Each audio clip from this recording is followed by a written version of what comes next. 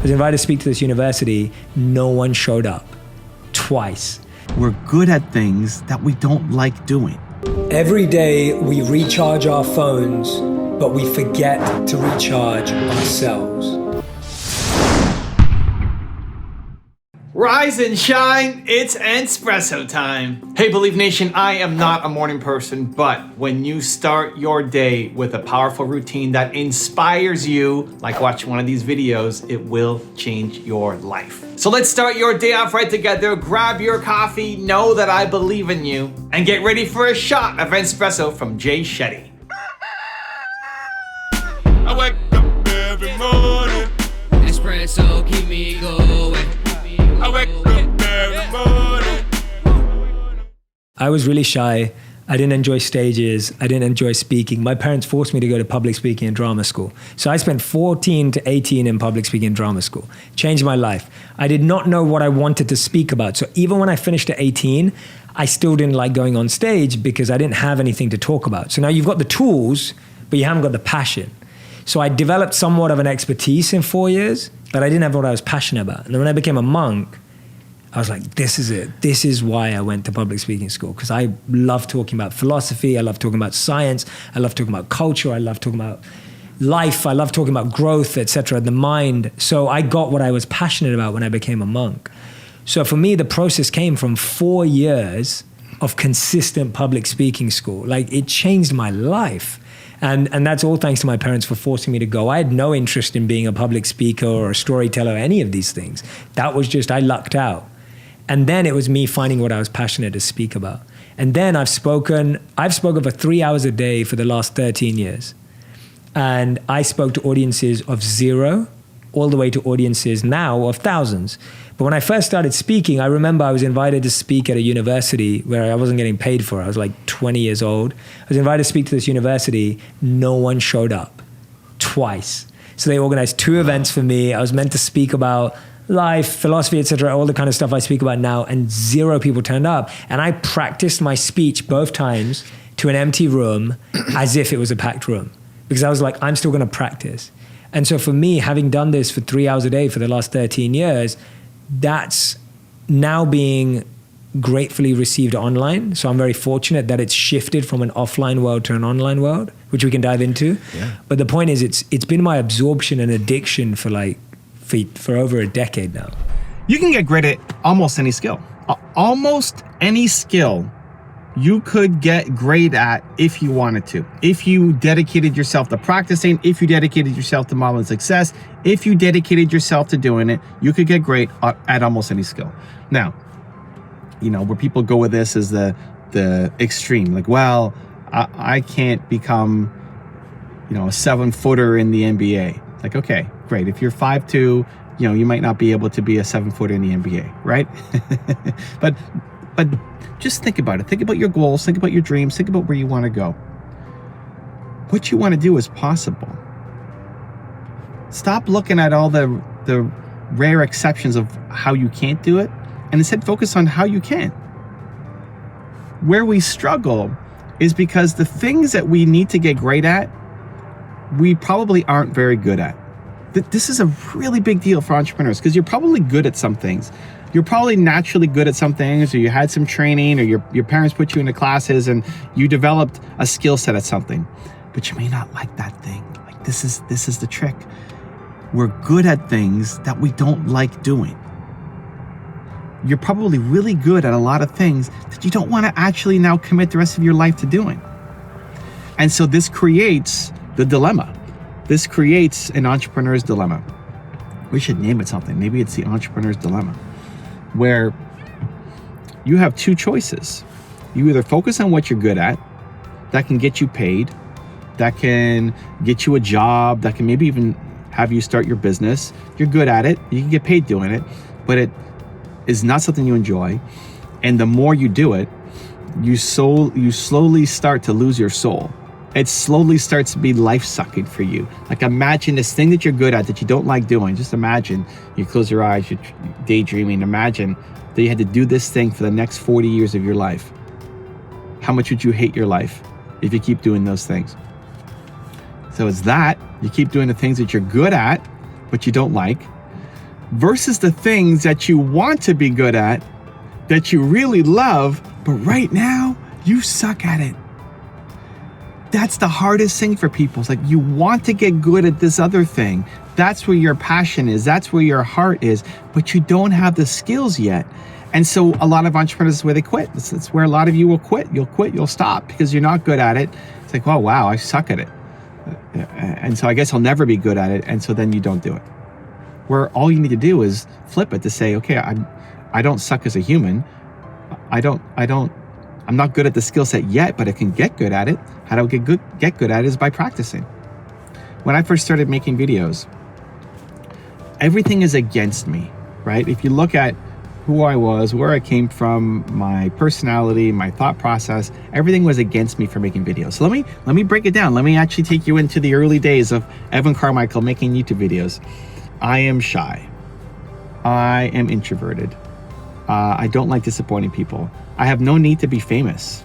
You know, I don't like the spotlight. I actually would rather be at the back of the room instead of, you know, on stage. All of this doesn't sound good for somebody who's is then gonna go make videos. Turning on the camera terrified me. I'm filming here in a parking lot, right? Or my wife is shopping at Costco there. I would never be able to do this. You know, there's people walking by. This would freak me out. I would say, who's that crazy guy in the car doing that thing? You know, on paper, I guess everything looked like it was against me. I made a video because I had this idea to make a video because I'm a visual learner. I think your purpose comes from your pain. I struggled so much as an entrepreneur. I wanted to make the road a little bit easier for other entrepreneurs. And so I made one video. And it was not the greatest experience. I was terrified.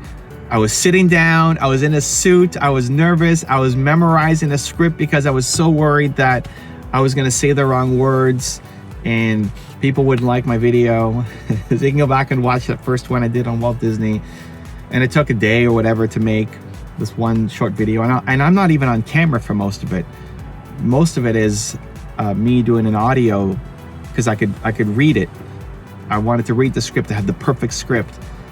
And there was B-roll on top of it, and there was very little of me actually on camera. But even those few lines I had on camera, I was terrified, and I was trying to memorize, and I was sweating, and it was funny. Sitting down in a suit, all that was hilarious. I wasn't very good at it. But there was something about it that I just liked. I liked it. I liked the idea. None of it made sense, right? Again, there was no option to be YouTube famous. Nobody was YouTube famous. In education in 2009 when I first started. It didn't exist. And my personality of being introverted, shy, all that did not lend itself well to being a personality. But for some reason, even though everything was seemingly against me on paper, I liked it. And I wasn't very good at it, but I thought, you know what, I can get better. I'm gonna keep doing this thing. And it took me, you could see my stats, and I post it often to my Instagram once a month. It's an update of how my channel's doing. From the first video that I posted, it took 5 years to get to 9,000 subscribers. 5 years to get to 9,000 subscribers. A lot of you guys are already way ahead of that after your first year of just making content. You're already ahead. And then I went 5 years again from the 9,000 to 2 million. See, there's a person next to me right now. I'll try to film her. This would freak me out. I'm gonna be filming here, making a video where this person's right next to me. How is she judging me? What is she thinking? What is she doing? You know, I'd get super distracted and I wouldn't be able to film content. So it took me 350 videos until I wasn't completely embarrassed by myself. Embarrassed, like I couldn't watch back my own videos. They were too painful to watch. I would look at it, I would judge myself, I would criticize myself. I would say, man, you're still not very good. I would find a million things that was wrong with the video. Just so many things that I was not happy with. 350 public videos, guys, 350. And then it took 700 videos until I inspired myself, until I watched it back. I said, man, you know what? I'm starting to get decent at this. You know, there's something there. Maybe I have a future here. 700 public videos later, it's crazy. So what kept me through it? What kept me consistent? How did I keep going? Because the mission, yes, of wanting to help serve entrepreneurs, but also I liked it. I liked the process of doing it. There was something, again, even though it didn't make sense, for someone like me to do it, I liked it. It was fun. And so I kept going. And now we're over 10,000 videos later, still making content, still doing it, and not burning out because I like the process. If you love what you're doing, you're not going to burn out. You burn out from doing stuff that you hate. If I was a Costco employee, I'd burn out in a week, probably. I'd hate my life. But when you love what you're doing, you don't burn out, because this isn't work for me. Making this content isn't work for me. It fuels me. I'll have more energy after this than going into this. And that's a sign that you're on the right path. And so bringing it back to, the message, you can acquire any skill set that you need. And often it's not going to make sense. And the skill set that you need is not something that you learned in school, and it's not something that your parents did, and it's not, may not even be something that you ever thought you'd be able to do, that someone like you would be able to do. But you can, if you practice, and if you model success. Those two things, you're practicing and you're modeling success. Practicing is just putting in the work.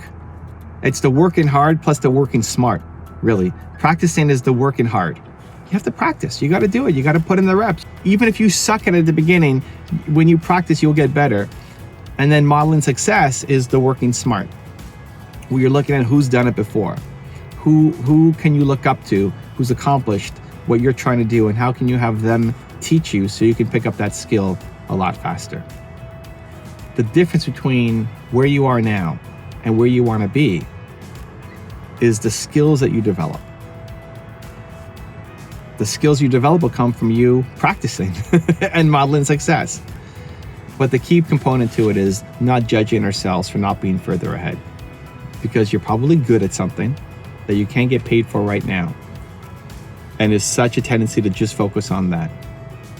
And the thing that you're not very good at is the thing that you want to do. You can get good at it. You can get great at it. I'd argue that that's the only thing you can get great at. The thing that you're good at that can get you paid right now, you'll never be great at it. You'll never be world class at it. You'll never be Michael Jordan level at it, because you don't like it enough. It doesn't fuel you. It just pays you, and that's not enough. But the thing that you might suck at right now, that you feel like you're at the bottom of the ladder and that you're not getting better fast enough, that thing that you suck at right now, but that you have this burning desire to do, that's the thing that will pay you, will move your mission forward, that maybe not right now, maybe not in the week, maybe not in the month, but in 6 months or 12 months or 18 months, you start getting really good at it. That it can quickly replace your income, get you paid, be fulfilled, and have the impact that you know you can have. Now I've got a special bonus clip that I think you're gonna enjoy, but before that, it's time for the question of the day. I wanna know, what was your single biggest takeaway from this video, and what is your plan of action for the next week? The science says that when you just watch a video, you get motivated, you get inspired, you have a 35% chance of actually doing something and following through. That, Believe Nation, is not enough. 35% is not enough. We gotta do something. But when you get inspired by watching a video like this, and then you create a plan of action, your chances of following through jump to 91%. And when you commit publicly, like putting your comment down below with your plan, it jumps to 95%. That's what I want for you. I want you to take action. Your dreams are too important. Your life matters. Your mission has to happen. So, question of the day, your biggest takeaway from this video and your plan of action for the next week, put it down in the comments below, and I'm gonna celebrate alongside with you. Hey everyone, I have been reading a bit from my friend's book, Evan Carmichael, Built to Serve, and I wanted to share this with you. So, according to a study by Carnegie Mellon University, people with supportive spouses are more likely to give themselves the chance to succeed. They studied 163 married couples and found that people with supportive spouses were more likely to take on potentially rewarding challenges. Those who accepted challenges experienced more personal growth, happiness, and psychological well-being. Now, I can truly say that I've experienced that in my life. When I first met my wife, I was just starting out. I had never released a video. I hadn't created any content, and she was such an important part of feeling supported on that journey. So Whether you're in a relationship, whether you're dating, whether you're married, or even if you're single, being supported by friends and a strong community is important. Built to Serve by Evan Carmichael, great book on how you can find your purpose and also on reminding us that we can all make a difference in the world. Thanks, Evan. At 18, I was really fortunate when I met a monk, and this monk was invited to speak. And I kind of just went because one of my friends forced me to. At that time, I was listening to CEOs and entrepreneurs and business people and marketers who I thought that's what I was aspiring to be like. And then I hear this monk, and he captivated me like no one had ever captivated me before. It was like staring at the most beautiful woman on the planet. You know, I was completely fixated on him and his message. See, we live in echo chambers. We're just surrounded by the same thinking. How often do you bump into a monk? You know, it just doesn't happen. No one has a dinner party and goes, oh yeah, we just invited the monk, you know, from town, like the local monk. Like no one ever does that. And so we meet people who are just like us most of the time.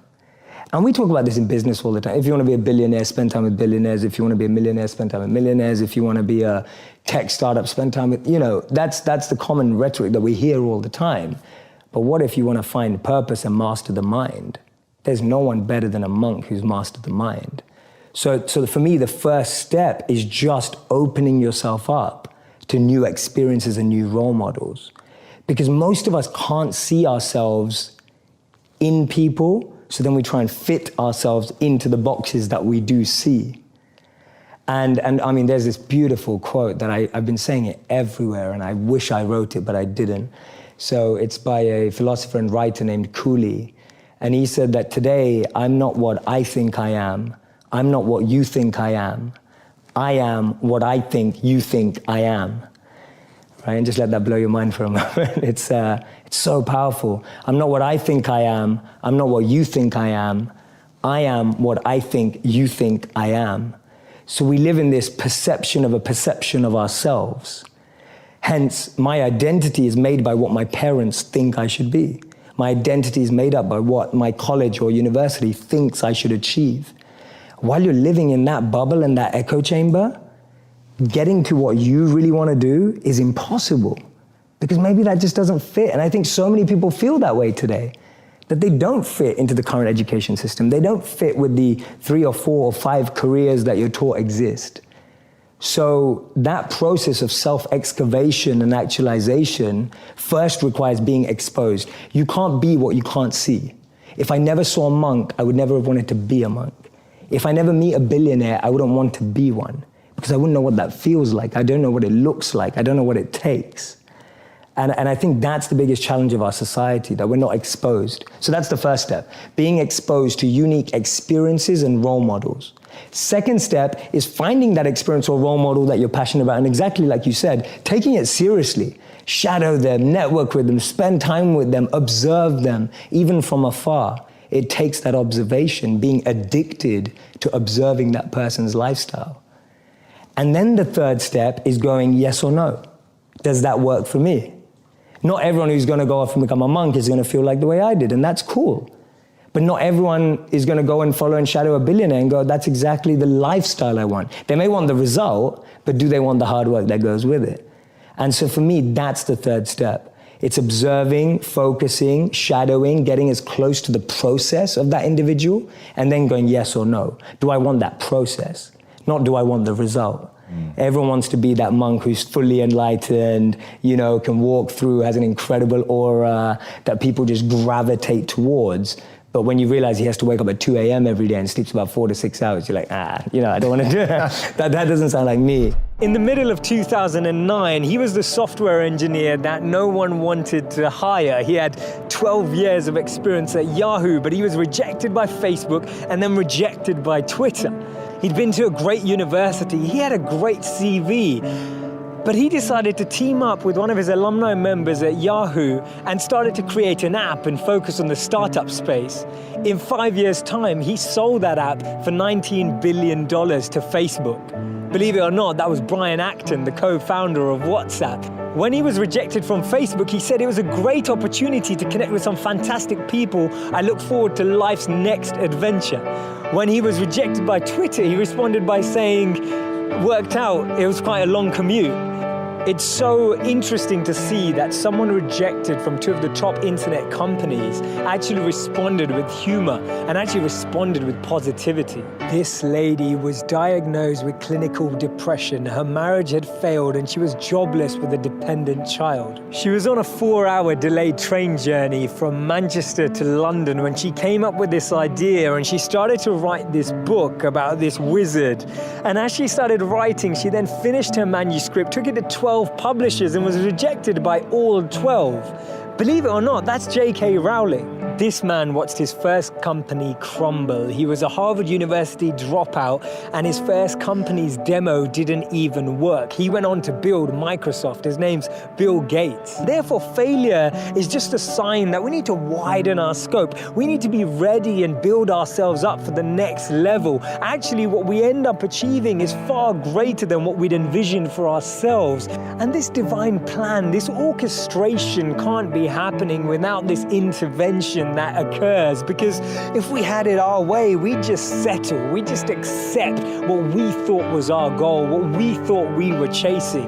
But actually, I've noticed that when you don't get that, later down the line, you look back and you reflect and realize that what you've gained is so much greater. Failures are only failures when we don't learn from them, because when we learn from them, they become lessons, and we actually extrapolate all of these teachings and actually get more insight into how we can improve the way we work and how we can actually drive with a different energy.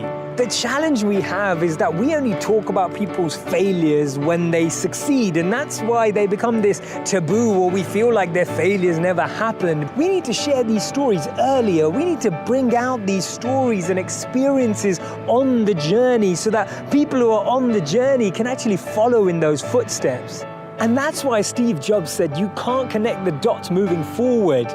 You only can when you're looking backwards. Fred Smith was an undergraduate at Yale University in 1965. As part of his coursework, he wrote an economics paper exploring the transportation of goods in the United States. It's how things get delivered to you and me. He found that shippers were transporting large packages and items either via truck or through passenger airplanes. He thought he had a more efficient method. He wrote a last-minute paper, as you do, about how a company transporting small items via a plane would be a much better business model. Because he was rushed, he never really got around to explaining in the paper how that company would run, and he ended up getting a C. The funny thing is, he still didn't give up, and in 1971, he actually launched the company he was speaking about. But within 3 years of founding the company, Federal Express, as it was called, was actually on the verge of bankruptcy. They were losing over $1 million a month. That was because of rising fuel costs, competitors in the same market, and at its zenith, it was only worth about $5,000. Smith even made a final pitch to General Dynamics hoping for more funding, and it was rejected. Most people at this point probably would have just shut down. Rejection, the grade C, losing $1 million a month. But Fred Smith had different ideas. Smith actually ended up flying to Las Vegas that weekend with all of what the company had, the $5,000. The Monday morning after, the company had $32,000 thanks to his blackjack skills. That money made it possible to cover fuel costs for just a few days more. Soon after, the company was able to raise significant funds. He went around to multiple places to find sponsors, investors, people that believed in what he was trying to achieve as a service. The amazing thing is that he was creating a company that we all know today. It's called FedEx. It now operates in over 220 countries and has an annual revenue of over $45 billion. The interesting lesson that we can learn here is that there were countless occasions in Fred Smith's life where he could have said, that's it, it's not working for me. He could have stopped when he got that C for the paper. He could have stopped when he was losing $1 million a month. He could have even stopped when he finally only had enough to just last a few more days. But he believed in his vision. He had belief, he had conviction about his idea and the process and the service that he was creating. And that's the lesson here. If you really want to achieve something, you'll find a way. And if you don't, you'll find excuses. Now, it's incredible that we root for underdogs. It's incredible that we want underdogs to win. Why? Because we're used to wanting our team to win. We're used to wanting the best to win. We're used to wanting to associate ourselves with people who are successful, right? We never go, oh yeah, I know someone who plays for that really bad team. Like, we don't say that, right? We say things like, oh, I know someone who plays for that really good team. I know someone who was MVP. I know someone who's the son or the daughter of the MVP. We try and associate or link ourselves to success. And when we do that, it in turn makes us feel more successful. It's one of the reasons why when your team wins, you say, we won. Right? You say, we won. But when someone asks you, oh, how did your team do? And if they lost that day, you say, they lost. You rarely say, we lost. It's incredible how psychologically we distance ourselves from failure and we closen or liken ourselves to success. But the exception to that rule is the underdog. We all get excited by underdogs. We all get motivated by underdogs. We feel completely enamored by the story of the underdog. Prashant, underdogs are just simple-minded. They don't have expectations and don't have anything to prove to anybody. And Prashant, you've just hit the nail on the head. That's the principle I'm trying to get across. Actually, we should play like champions and train like underdogs. Why? Because the underdog works in a way not worrying about what anybody else thinks or believes. That gives you an edge. It gives you a phenomenal advantage when you're not actually worried about what will people say, when you're not concerned by, am I going to fail? Am I going to look worse? Is what I'm doing not going to succeed? As an underdog, you don't let those things cloud your mind. You can focus in on the task at hand. See, when we become successful, even as underdogs, if we've risen to success, the biggest enemy of that success, the biggest Achilles heel, the biggest thing that can trip us up is not reconnecting to that feeling of an underdog. So no matter how much success you've achieved, no matter where you are, always remind yourself the mindset of an underdog is the mindset that nurtures talent, that nurtures success, that harnesses your true potential. What's the impact that you want to have on the world? I think you've said it so beautifully so many times and shared my vision, which is wonderful, and it's wonderful to know that we share the same thing. It's making wisdom go viral. There's an incredible study in 2017 that said the most successful people in the world, healthy, wealthy, and wise, choose education over entertainment. The impact I want to have on the world is I want to transform and revolutionize the entertainment industry so that it becomes educational without anyone knowing. So it's still completely entertaining. It's still like watching Netflix. But you're learning about human behavior, the mind, neuroscience, and everything without even knowing you are. To me, that's the greatest win that we can have for our society. How many people are going to quit watching Netflix and reading a book every night? I don't know. But if we can make that book come to life on Netflix, that's going to change the world, because that's what people are going to consume.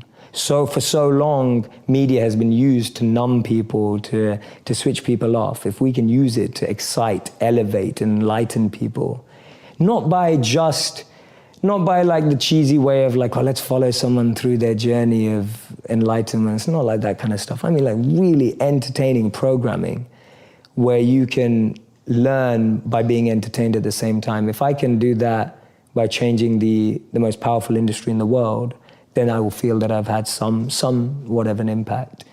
Because that way I think we'll reach the world without having to get everyone to change their habits too much.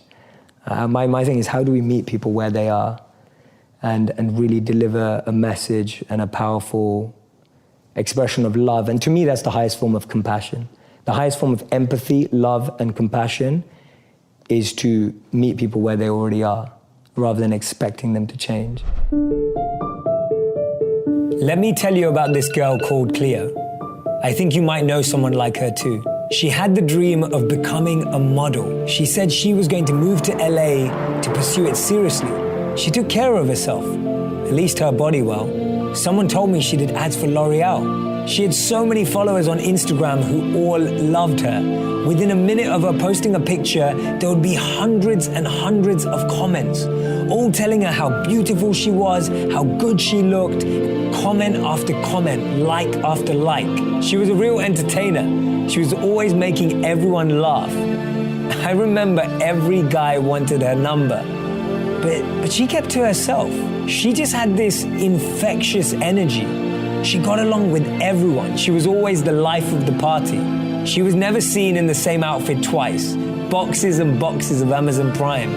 On Instagram, she was the perfect girl with the perfect life, the perfect world with the perfect guys. But nothing's perfect, right? It seemed like she was always having the best time with her friends, always traveling, new experiences, and so many great stories to share, until people started to notice. I think she lived like two lives.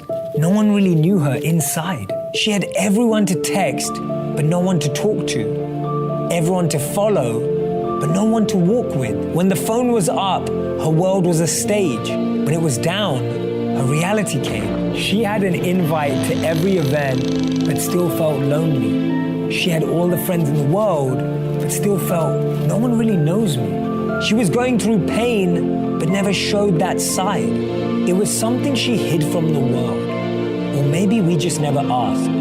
She had masked her sadness with what looked like the ideal life. She was always flying high in the air, but felt low inside. Her inbox was always full, but she felt empty within. She was happy on the outside, but struggling with depression and anxiety. She had an addiction that everyone called a lifestyle, but she was struggling with mental health, but people were just occupied by her physical appearance. See, people think depression is sadness. People think depression is crying. People think depression is being quiet. Depression is when we smile, but we want to cry. It's when we talk, but we want to be quiet. It's when we pretend like we're happy, but we're not. Depression is not always obvious. She drank to drown her pain, but the pain learned how to swim. She was sick of crying, tired of trying, smiling, but inside she was dying. It's amazing how we can think we know someone and still not know them at all. I don't think we understand how stressful it is to explain what's going on in your head when you don't even understand yourself. We use filters to lighten our photos whilst we carry the heavy weight of stress.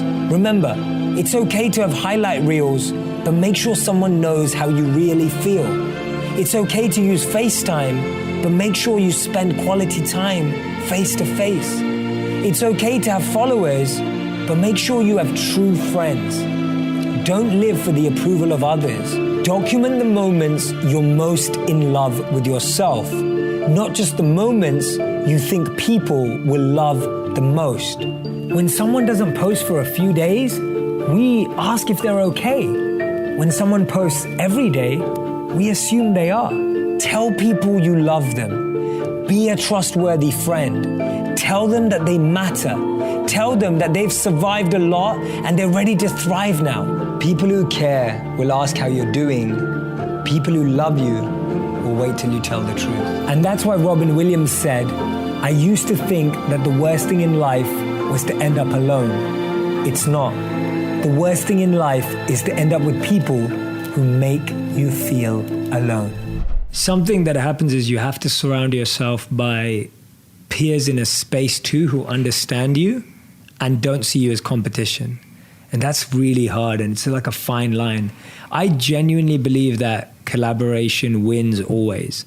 So my whole approach to most things has always been, hey, I want to collaborate with you. Whether I'm bigger on social media or smaller on social media, I'm just like, I just want to work together because I think that's going to win long term for all of us. Both, not just in terms of success and numbers, but more in terms of, I want to be friends with you. And so I reach out regularly to people that I admire in different ways. And I reach out to them and say, hey, I'd love to get to know you. I'd love to learn from you. I'd love to connect. I'd love to be a friend. Like, not I'd love for you to teach me how you do this. And if that comes naturally from that relationship, amazing. If it never evolves into that, I've just got a great friend who now gets me. So I try and make friends in two areas. One is in an area of people who understand my life, because I feel the conversations you can have with someone who does exactly what you do are just so great because they already get you, right? And someone that I had on my podcast lately, her name's Lily Singh, Superwoman. She's become a recent friend. She's been incredibly and is incredibly successful on social media. She's using her platform for doing amazing good in the world. And she was someone I reached out to because I was just like, hey, like, you've been doing all of this for a while. You started on YouTube a lot longer than I did. And I would just love to connect from you and hear from you. And she's become an incredible friend. And we've just been sharing ideas and learning together. And it's like, that relationship's awesome. And then at the same time, I'm trying to find people who are not in media. So I still have friendships with the monks back in India. And I just spent January in India for a month. I was meditating again for roughly about 21 days. And I have them in my life because they remind me of like the roots, and they remind me of the truths that bring me back. So I kind of like both. I love people who totally get my space. And usually those are people I reach out to. And then I love having my roots down. So most of my inner circle now is from people I've reached out to. Or they become people who've been reaching out to me for a long, long time and have been consistently reaching out to me asking for nothing. The challenge is that we think things come with emotions. Feelings. We think things come with feelings and emotions. And guess what? They don't. So if you chase money... Well, they might for a moment, right? Or they won't? I don't think they even do. It's a false sense It's of such feeling. a false sense of feeling. I don't, maybe for a moment, but it's so short-lived that it's not even worth counting almost. So it's like when you think that I'm chasing money, guess what? You will get money. Yep. And that's great. Money is really important. And money is a really important resource. But guess what? Money's not now gonna fill that gap, that void, that feeling, that emotion that you're missing in your life. What are And most so people missing? We're missing a deep sense of love. I think the biggest need in the world, as we've heard many times before from all the ancient texts, they summarize it like this: to love and be loved. Like that is the need of humanity, to love and be loved. And when we don't experience that, we then start looking for status. We then start looking for money. We then start looking for recognition. To help us give the feeling of false sense of love. Correct. And the challenge is because most of us didn't experience that from our parents, and this is the key thing, what we crave in life is what we did or didn't get from our parents. Mm-hmm. What our parents did give us is what we continue to crave, or what they didn't give us is what we continue to crave. Mm-hmm. So you'll find that most people's love languages that they chase are things that their parents didn't give them. So if their parents didn't give them time, they now crave everyone's time. If their parents didn't give them gifts, they crave gifts. If their parents didn't give them acts of service, they're craving those acts of service. So it's because of our childhood. And if we don't learn to process all of that experience, which most people never get the time to do, and I empathize with that because I've had to go through that. I've seen me repeating my parents' patterns. What was the thing you were craving? So I would crave... A big thing for me was I would crave surprises and gifts because... That's your thing. Yeah, that's my thing. Still is your thing. It's still my thing. Yeah. And I... Did your parents not do that for you? No, they did. My mom did a lot of it. That's why you still crave it. Correct. So my mom would always, every year on my birthday, she'd always surprise me with the one thing I wanted. And I wasn't spoiled growing up. I didn't have a lot growing up, but she would get that one thing, whether it was like a Power Rangers toy or whether it was whatever it was, something, Video game or something. Thing is you want as a kid, right? And she would always surprise me with that. And that became so deep-rooted. Now, I'll give you an example. When I then married my wife, you just expect people to know that. That they're gonna do the same thing. Totally. And so she now didn't do that. No, because I'm expecting my wife to be like my mom in the sense of I expect her to surprise or show me love in the same way.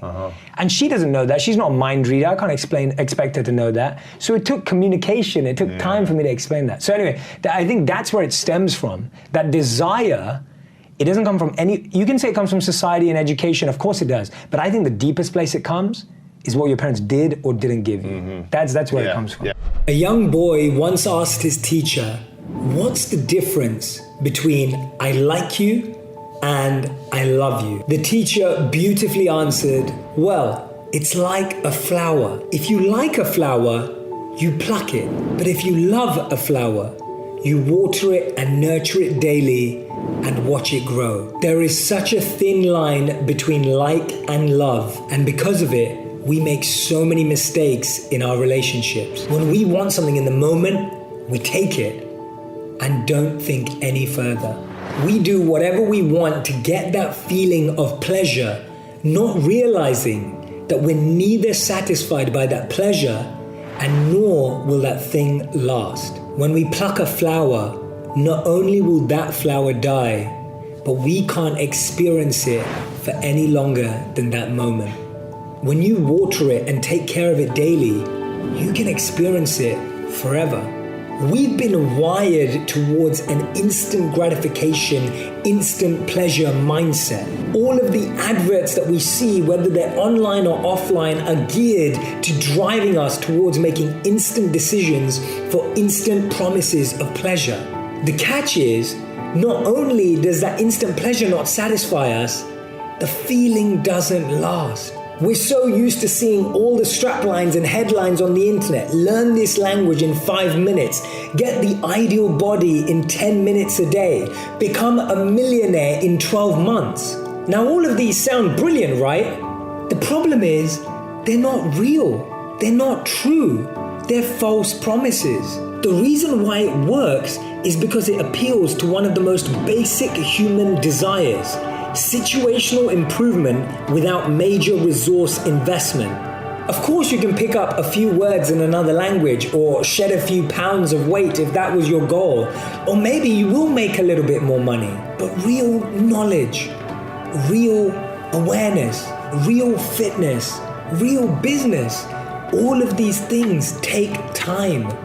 Real relationships, real connection, real purpose takes time. Naturally, the internet headlines focus on the short term instead of the long term.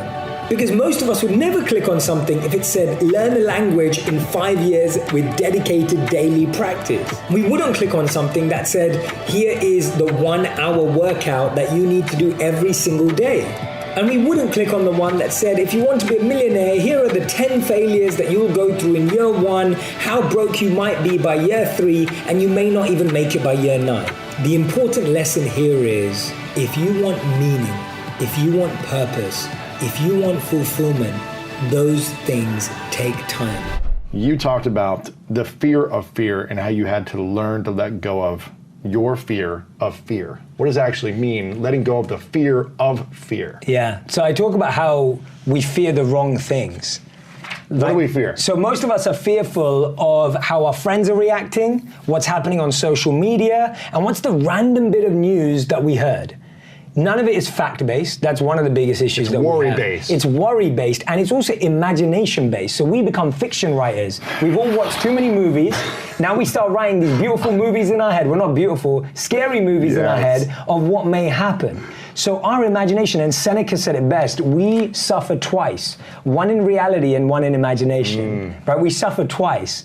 And this is the What biggest... actually happens to us, Totally. and then the story we continue to tell ourselves. Totally. Now there's this incredible study in the book that I have to talk about. So they took monks and they took non-monks and they competed against each other. They competed against each other, literally. So they put this plate where you experience heat. And so what happens is the non-monks touch this plate. Now this plate heats up gradually, softly, and then at one point it gets really hot for 10 seconds and then it cools down. And so what happened is that when the non-monks touched it, the anxiety and pressure and stress in their brain just triggered straight away, even though it wasn't that hot. It wasn't hot. It was heating, but it wasn't hot to do anything major to you. But the anxiety and stress in imagination or in anticipation went through the roof in the non-monks. Now this is what's fascinating. When the monks touched it, they showed that it didn't feel anything as it rose, but as it got to its highest, they felt physical pain, but they showed no trigger of emotional pain because they did not assign any emotional element to that pain. So my point with that is, you can look at the news right now and you can get scared straight away and get in complete freeze mode, feeling stuck, paralyzed, whatever it is, because what you're now doing is you're creating a story of what's going to happen. And that story... And you can cause sickness in yourself. You can cause sickness just by the inside story, yourself. not actually the reality. The facts of the disease hitting you or something happening physically to you. Totally. And that story, again, can be used positively. So your story may actually be true. But if it's going to be true, now you can prepare. And that shifts you away from being scared because now you're preparing. Yes. And so the real you can be confident because you prepared. Exactly. And so we should be shifting our fear energy into preparation energy.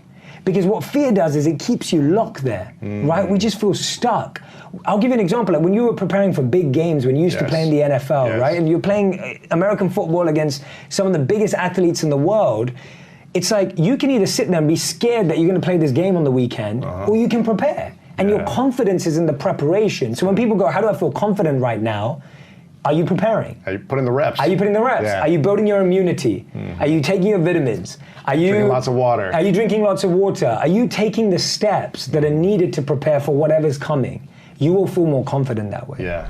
There are some times when I'm with a social media person who says something really useful for my roots, and there's sometimes when I'm with roots and they say something else. And there's a great story actually about when the Prime Minister of India, Modi, he visited Facebook, and Mark Zuckerberg interviewed him at Facebook at the headquarters. And Mark Zuckerberg told a story. He said that when he was struggling with the direction of Facebook in 2009, he went up to his mentor to ask a question. Now, Mark Zuckerberg's mentor happened to be Steve Jobs.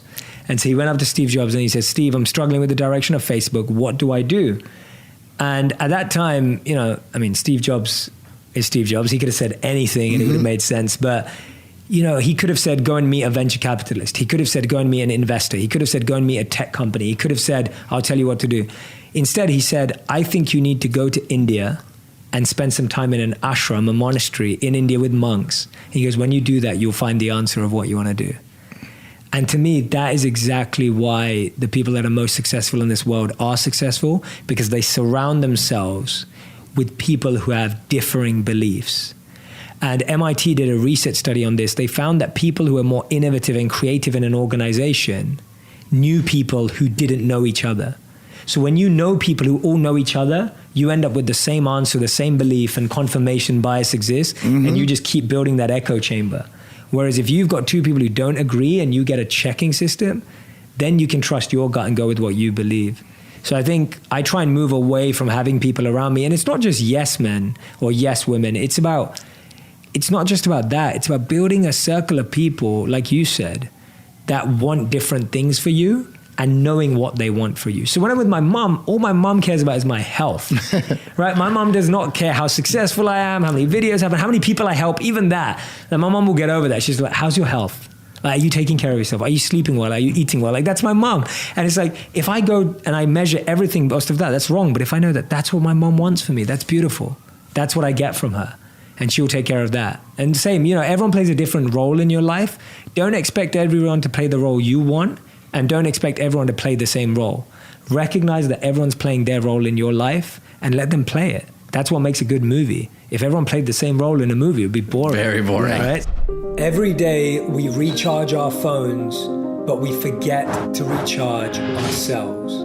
Let's just say we slept well the night before, which means we start our day with 100% charge. When we wake up in the morning, we roll over and 80% of us check our smartphones before we brush our teeth.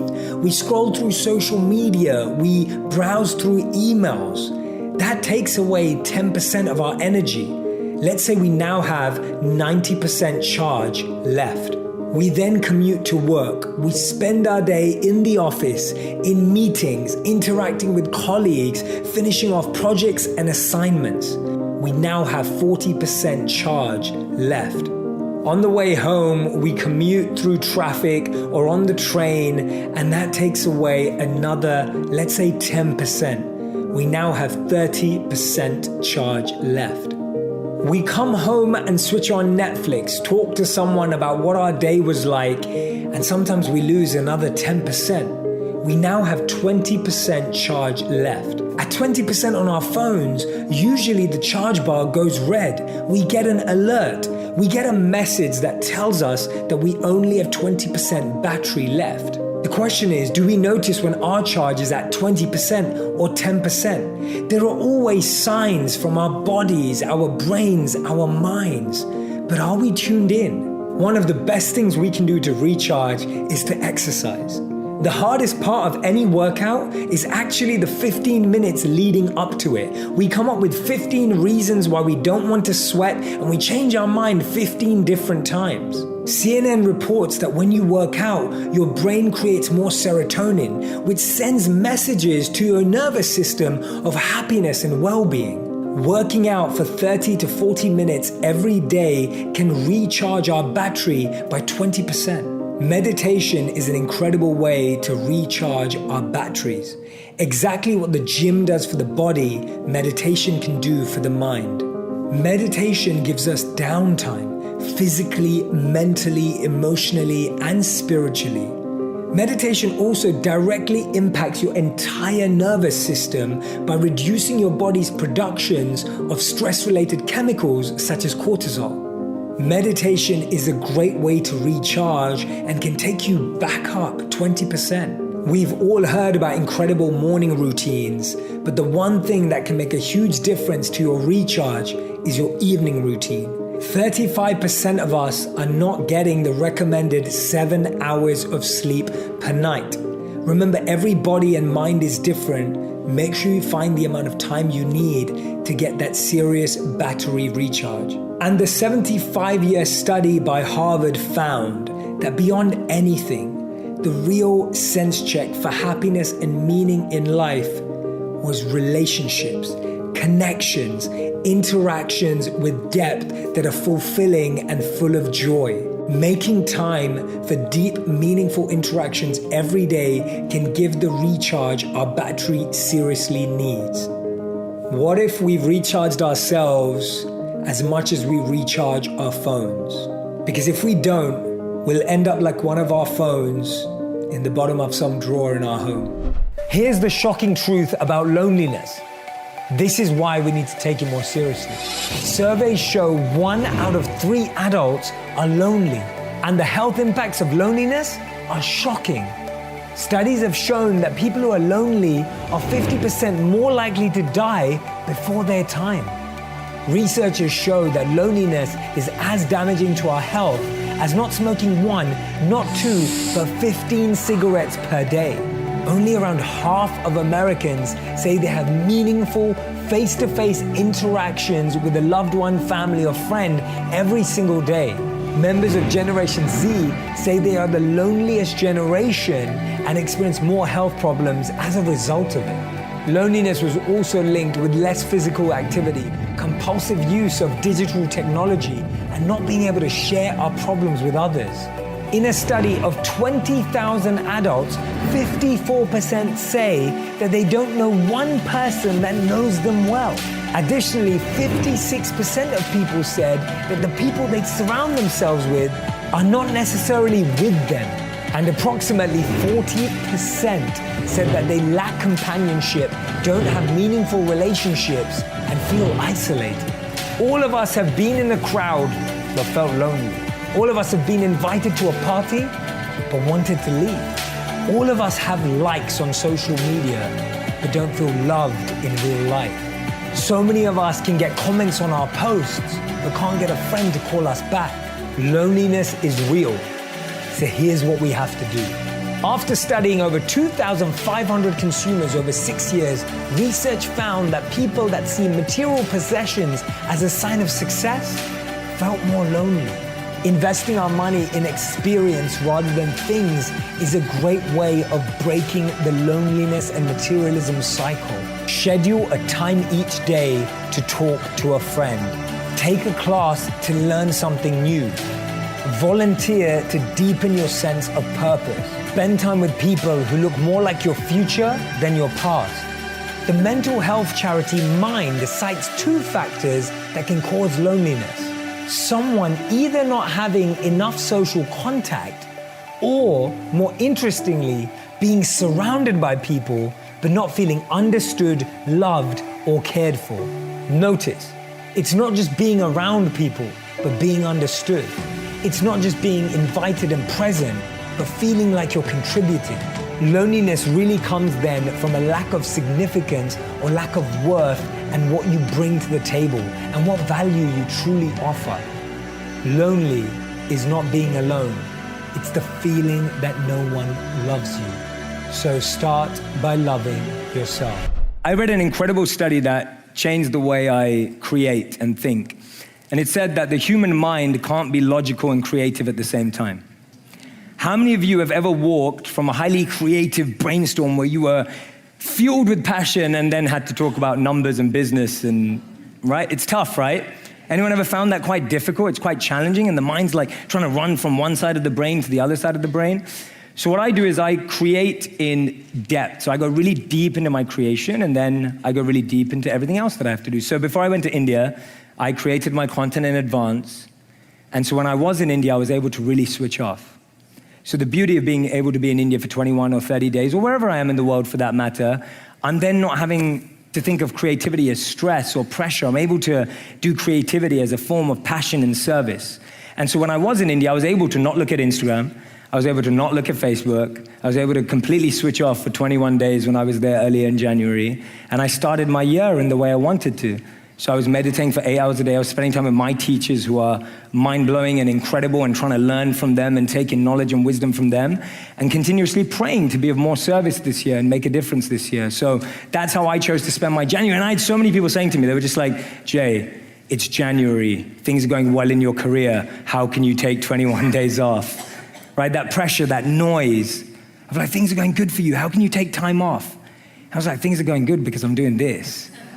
All right, like, you know, I had one of my teachers that has kept saying to me for years, he goes, if you want to move 3 steps forward, you have to go 3 steps deep. And so if I'm not going forward, I know it's because I haven't gone deep. So for me, that's a big priority for me. And that's what I try and do. And I try and do that every day, but I also believe in immersive experiences. So a lot of us today, we live in this world which is like 10 minutes a day. Do it for 10 minutes a day, everything will be great. And that is great. There's nothing wrong with that. But imagine you spent, with a boy or a girl, your partner, whoever it was, someone that you just started dating. Imagine you spent 10 minutes a day with them. How long would it take you to figure out whether you wanted to fall in love with them or not? Probably a long time. And so when you go immersive, if you spend a weekend away with someone, you know whether you like them or not. And meditation, mindfulness, all these habits are the same. The more you immerse yourself, the more you get an experience that stays with you, the more that you can live with that experience and keep going back to it for 10 minutes a day. So I really believe in immersive experiences. I love the 10-minute-a-day advice, but I also deeply believe in having a deep, immersive, absorbed experience that completely takes over your whole body, mind, and soul. We're wired for generosity, but we're educated for greed. I think I just said it to you 2 years ago when I was on the podcast. Yes. And it's like, and when I said that in the statement, it was, and it's so true. We're wired for generosity, but we're educated for greed, because what happens is when we're kids, you'll see kids you want to share. Go out their way. They want to share. It's part of my candy bar, whatever, totally, right? Yeah. And then as we get older, we're told that there's less. And this is what the key is. As we get older, we're told there are finite numbers of how many kids get made onto the basketball or baseball team. Yes. We're told there's a finite number of college spaces. We're told there's a finite number of how many tickets there are. We're told there's a finite number of people that are successful. Guess what? In the theater of happiness, there are infinite and unlimited seats. And there is a seat with your name on it. That's okay. There is a seat with your name on it in the theater of dreams, in the theater of happiness. But you think that because you think that there are only 100 people allowed in, that if someone else makes it before you, that you don't get in. And guess what? Is there a cap on how many billionaires there are in the world? No. No. Is there a cap on how many millionaires there are in the world? No. No. Is there a cap on how many happy people there are in the world? No. And that's why I really am encouraging Forbes. I want Forbes, forget printing a rich list, print a happy list, print a service list, print a list of who is serving. We should do that. We should do that. Who's serving the most in the world? Wow. Right? That'll be competition based. Yeah, sure. I gave more than you gave. Yeah, and that's why it should be service based on time, energy, and money. Because we should start showing how much time people give, how much energy people give. Mother Teresa, I don't think she gave any money to her charities. Right. But she gave a lot of time and energy. Yeah. You know, you look at all the people who made a change in the world, Martin Luther King, Gandhi, like, they may not have given a lot of money to stuff. Yeah. They gave time and energy. You don't have to give resources, but your resourcefulness, your love, your time, your focus, your attention, your compassion. Love that. Resourcefulness of the heart, not of the wallet, I think is key. Love that. And you don't need to have a lot of money to make a big impact. You don't. Yeah. And this is the training. See, we've been educated for greed because we've been told everything's limited. There's limited number of this, limited number of this, number. And every time you play in numbers, and I think it was Bob Marley who said it, but every time you play in numbers, you'll always be dissatisfied because guess what? Someone's always got more. Someone's always gonna have more. I was speaking to a friend recently, and this friend was telling me that he bought a home, which is very expensive. Yes. Very, very expensive. And he went to a party at someone else's house. And he told me that when he was getting a tour of this party, he found out that this person had a painting on his wall which cost the amount his house cost. Shut up. And so he was joking with me. He was like, that guy's Painting in the house. He's got my house on his wall. Wow. And that just puts things into perspective. And you think about that, and then you look at someone like Jeff Bezos and you think, oh, well, he's the richest man in the world, but does he have the most fame? No, he doesn't. Right. Does he have the most beauty? Subjective decision. Does he have the most strength or power? Maybe not. And so no one has the most of everything. So when you measure yourself by numbers, you'll always be second, third, fourth, fifth in something. I do feel that it's my responsibility to get my intentions right. And so one of my biggest visualizations that I do in the morning is I believe that good intentions in our life are seeds and bad intentions are weeds. And so the seeds and weeds system. Seeds and weeds. Good, and every single day, why he's getting the followers. He's going to get the likes with the seeds and weeds. That's very Snoop. It's very Snoop. Yeah. Yeah? So Okay. different seeds and different weeds. Different seeds. Yeah, absolutely. Absolutely, yeah. I like that, yeah. Thanks, mate. Go on. Yeah. And then No, so I was saying, so what I do is I reflect on my intentions visually every day. And I think about how many deals am I taking just because they make me money? Or how many videos am I making just because they get me views? Or how much stuff am I doing just for the vanity or just for the fame or success or what I think is going to be good for me, like financially, economically, like how the default mind is set up to think about security as opposed to love and compassion and wanting to change the world and wanting to make a different place. And I'm constantly battling with the two. So what I do every day is I'll reflect on my intentions. I'll reflect on the deals I've just signed. I'll reflect on things I'm being offered. And I'll literally look at each offer, deal, whatever it is, each item of thought. And I'll say, is that a seed or a weed? And if it's a weed, I'll pluck it out. I'll literally visualize myself plucking it out of the garden of my mind and pulling it out and taking it out. And if it's a seed, then I'll water it. And I'll say, okay, I want that to grow because I am doing that for the right intention. When you can be trusted with the small things and the small moments, you get trusted with more and more and more. And so it helps to just, in that moment, and it's in those painful moments that you realize how powerful you are. We all know that. You really recognize it. And what you said was beautiful about not rushing through the pain because, and this example's probably been shared before, but if you have a wound and you've cut yourself, it's like you can't rush the healing. You can't rush it. If you broke your arm, and you've been through so many bodily injuries, you can't rush the process. It's going to take 6 weeks minimum to heal a broken bone. Yeah, correct. minimum. And you've got to sit through that. It's painful. There's no injections you can take. There's no videos you can watch. There's nothing you can listen to. But our challenge is we try and rush through the pain rather than reflect through the pain. We try to rush the healing process. Rush the healing, and you can't rush healing. And healing is meant to be slow because it buys you time. It buys you reflection. It gives you so much space. To slow down. And that's what your body's calling out for. And this is our emergency. How many times have you heard it where you slow down, and that's when you fall ill? Because guess what? Your body has been trying to tell you to slow down. Yeah. When you feel pain, so I write about it and think like a monk, pain makes you pay attention. Yeah. That's what pain's for. Pain's Notice this. Notice this. Look at me. Notice me. Look at me. It's like a crying baby craving for attention. When a baby's crying, you don't just go, it's crying. You don't just go, oh yeah, we'll just put it in another room and forget about it, right? You go to it and you find its needs. Whereas without pain, when something's painful, we're just like, oh yeah, I'll just forget about it. I'll escape from it. I'll do something else. Yeah. You have to go into that pain. I'll numb the pain. I'll numb the pain. With That's alcohol it. or whatever. Yeah. 100%. That's usually our response is, what can I do to numb this? Work more, have sex more, drink more, drugs more, whatever it is. Rather than let me actually become alert. And guess what? The pain just gets higher and higher and higher and higher because unfortunately, until it really hurts, we don't stop. Or you need more and more to numb it with. So true. How many of you spend a lot of your days multitasking? Okay, good. So a lot of us spend our time multitasking. Now, studies show that only 2% of us are actually able to multitask. And when most people hear that, they're like, yeah, I'm in that 2%. That's me, right? I'm in that 2%. You're probably not. I'm not, because it's only 2% of the global population of the world. Multitasking is a myth. And I find that as spiritual activists, as conscious change makers, as change agents of the world, whatever you want to call yourself. All of us, one of the biggest mistakes we've seen, and this was the quote that I shared and a thought from Martin Luther King that I've really held close to me, is he said, those who love peace need to learn to organize themselves as well as those who love war, right? Those who love peace need to learn to organize themselves as well as those who love war, i.e., people who are trying to build destruction in the world and distractions in the world are highly organized, highly focused, highly data-oriented, highly strategic, highly process-driven. And so we have to be the same. And when you spend time with Vision, or you spend time with the Mind Valley team, you realize their success is intuitive, it is deep, it is full of love, but it is also highly strategic, it is also highly focused, and therefore it's effective.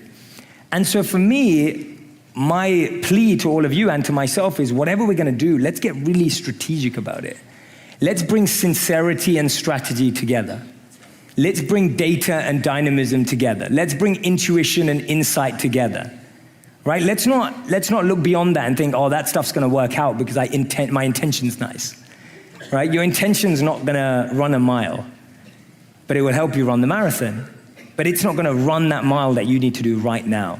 And so for me, intention and action, intention and attention, both of them are required. And so my recommendation is whatever your dream is, whatever you're inspired by, whatever you think is gonna have a positive impact on the world, bring both to that, right? Don't settle for one or the other. In 2016, I moved out to New York. So just let me paint a picture of 2016. I moved 3 jobs. I got married. Wow. I moved country. And I just started a whole new life. Like my life just transformed. So we went through all of that with my wife in 1 year. And by the way, all of that was surprises. The job change was surprises. Yeah. The country change was a surprise. The marriage was not a surprise. We planned that. Right. But apart from everything else, everything was a surprise. Now I said I like surprises, so I can roll with it. But my point is that's a lot of transition in a year. So much transition. And I felt the burden of being in a new city where we had no family, we had no friends. And my wife, who loves being around her family, and no one understands just how close she is to them, I felt this burden on me that I had taken away her time with her family, and now she was alone. So I was going out to work, and she'd be crying at home. And I was thinking, she's got no friends, she's got no support. And I know you can relate to this with moving and relationships and so much going on. And so it's like, I'm dealing with that, and guess what? 6 months later, I have to leave and move on and work on a new career to build everything myself, and then I'm 4 months away from being broke.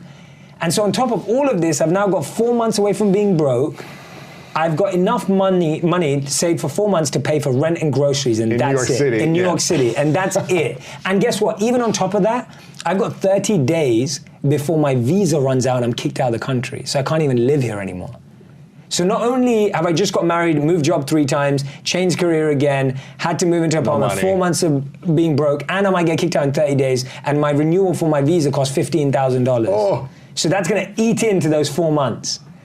I have probably never been under that much emotional, physical, and mental pressure in my life. Like genuinely, I felt it. And I felt my body change. My breath was more stressed. I would be breathing faster, shorter breaths, not deep breaths, heart beating faster, not working out. You get into lazy habits, you start craving junk food. Sugar to get energy. I'm living in a 500 square foot apartment with my wife, which is tiny, like everything's in that space. And guess what? We both work from home. So I'm now sitting at a desk, hunched over, trying to figure stuff out. She's trying to cook in the same room. Like I'm trying to, just trying to figure out what to do. And I remember the next morning sending like 100 emails to people and just being like, this is who I am, this is what I can do, how can we serve? And that was the same year that I ended up meeting you later in that year. And the beginning 3 months of that journey were so stressful. Like they were so stressful because I was like, what if I have to move back to London? What am I gonna say to her parents? I mean, I just took their daughter away. Like, just got married. I've lived in New York City for 6 months and my life's falling apart. Like, so much. And I've got all these views, but there's nothing happening in. We met. You also, I mean, at this time, you're also growing so much. How are you able to create and reach this impact with your videos as that's growing while you're under so much stress and uncertainty. And I stopped a bit at that time. Like things slowed down hard. Like things slowed down. I remember that. I wasn't creating as much as I was because I don't enjoy creating from stress or pressure. And I don't think you can really create something from stress and pressure. So we really slowed down at that time. And when I was creating from a place of recognizing that I could share what I had learned and what I had grown in so far. So anything I was sharing was like, this is what I've learned so far. So that was the biggest pain that I've been through in the last 7 years, for sure. And all I can say is that I remember coming home to my wife knowing that this was gonna be the truth. And I came home and I said to her, I guarantee you, this is gonna be the best thing that ever happened to us. What, the pain? The pain. I said that to her the night I came home, and then she vouched for that. I literally came home, I looked her in the eyes and go, this is the scenario.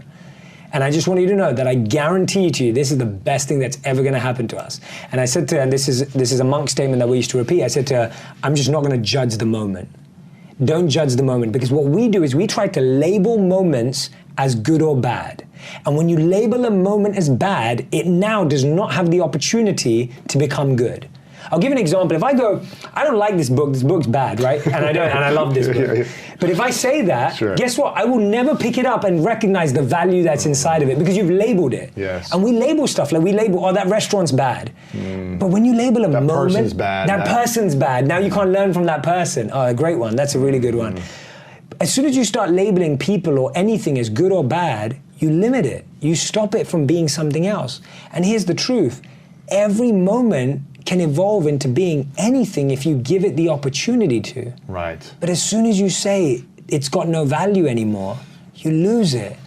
And so for me, I had to say to myself, don't judge the moment. And I'd keep repeating that to myself. Don't judge where you're at. Don't judge what's happening. Yeah, don't judge it as negative. Don't just start saying it's negative. Because guess what? We've all been in positions where a gift turned into a curse and a curse turned into a gift. That's true. Right? We've also where our been dreams came true and it ended up not being what we wanted. Exactly. And it fell apart and it led us into our dreams. Totally. Why is it that so many people that win the lottery go broke? Yeah. Gifts can turn into curses too. True. But because we label them as the best moment in our life or the worst moment in our life. Whereas when you approach things to neutrality and just what you have on the table, you can be like, okay, what am I going to do next? How have you related to deep spiritual learnings and at the same time being happy and content in the material world without going crazy? Interesting question. I think that's the point of spiritual training. So it's like when we're immature in our spiritual learning, we're just starting out. When you first learn everyone remember the first time they learned something? And they're like, I'm never talking to my family ever again, right? It's like, because you learn a little bit and you go, oh my God, I've been doing it all wrong. And now I can't talk to that person, I can't ever go to that event again. And you start making all these big decisions based on something small that you've learned. And so I think in the beginning of our lives, because to protect ourselves, which is a very normal desire and very good and very human, we think, okay, I need to take care of this, so now I'm going to shut out from all of this. But as we grow, we realize we can give more back. And so one of the ways I've always thought about it is, if you look at the ocean and you see someone drowning, you want to help them. But if you go in too soon and you're not strong enough, it's likely that you're going to get pulled in. And at that point, it's easier to shout out to a lifeguard who can come along, who's trained, who's disciplined, who's committed, who can go and make a difference. And so for me in my life, I'm always looking at, if I can't bring someone up, I'm not going to spend time with them if they're going to pull me down. And it's drawing that line for me. So if I've been ever scared about my spirituality, rather than putting them down and going, oh, I'm not spending time with them because I'm putting them down, if I can't lift them up, then I'm going to protect myself by not being dragged down. But if I can pull them up, if I can lift them up, then that's when I'm able to go into that space and make an impact and make a difference. And that line has really helped me not go crazy, because now I'm not doing it based on a judgment of them. I'm reflecting on my own abilities and flaws and the difference I can make. And I'm taking a stance. It's like someone asked me the other day, what is a complaint? And we were talking about litter. A complaint is you see a piece of trash on the floor and you go, oh, LA's so dirty. You've removed the agency that you can have an impact on that. A statement is, oh, LA's a bit dirty, there's trash on the floor, I'm gonna pick that up and throw it away, right? Taking that responsibility. So when we're irresponsible in our spiritual lives, we judge everyone and judge everything. And we mature, we start looking at it through compassion, empathy, and connection, and recognize we were just there a few years ago. And that's the biggest anchor in my life, is recognizing that I was addicted to, and still am in different ways, things that I don't believe are good for me spiritually. And I was that guy, I was that kid, you know? And it's taken a journey, and someone had to believe in me. Someone had to invest in me. Someone had to reach their hand without being forced in and pull me out. And so that allows me to continue to operate in the world. I hope that answers your question. If you want another amazing Jay Shetty video, check it out right there next to me. I think you'll love it. Continue to believe, and I'll see you there. Don't start your journey of saying, I want to be a movie director because I want to, I want to hit the blockbuster charts. I want to do this. Don't make it about that. The number one thing that you have to do if you want to have success